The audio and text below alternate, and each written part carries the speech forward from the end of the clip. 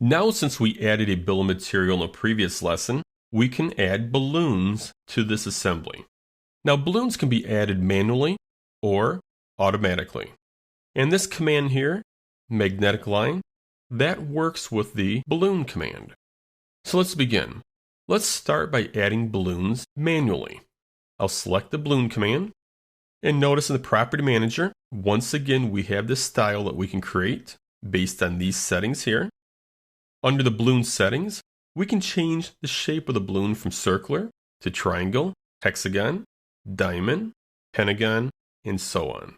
I'll leave it at circular. You can specify the number of characters. You can also specify a quantity behind or in front of the balloon, or above or below. So I'm going to zoom in on the front view and select an edge. Notice it places a balloon and an arrow pointing to the edge of the 5-hole plate.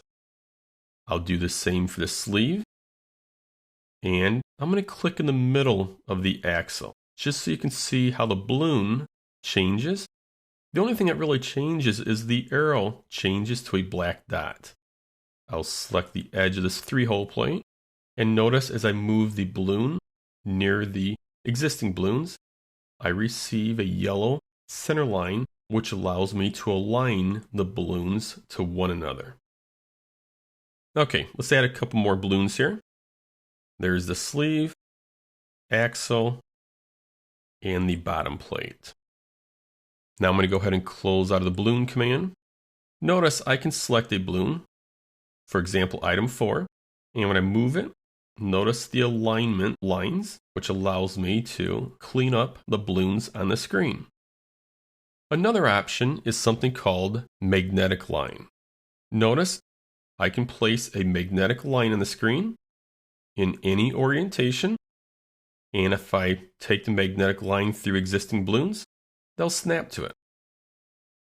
Or when I close out of the magnetic line command, I can pull them off the line or return them to the line. Notice how flexible the magnetic line is. And once again, if you run the magnetic line through existing balloons, they will attach automatically. So very handy.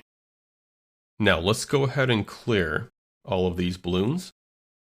I'll delete them. And now let's try auto balloon.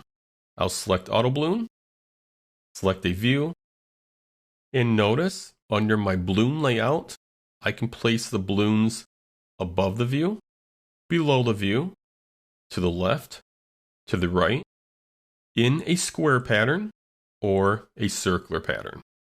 I'll go ahead and place them in a square pattern. I'll go ahead and close out of auto balloon and then fit the drawing to the screen. So adding balloons is very easy to do in the SolidWorks software.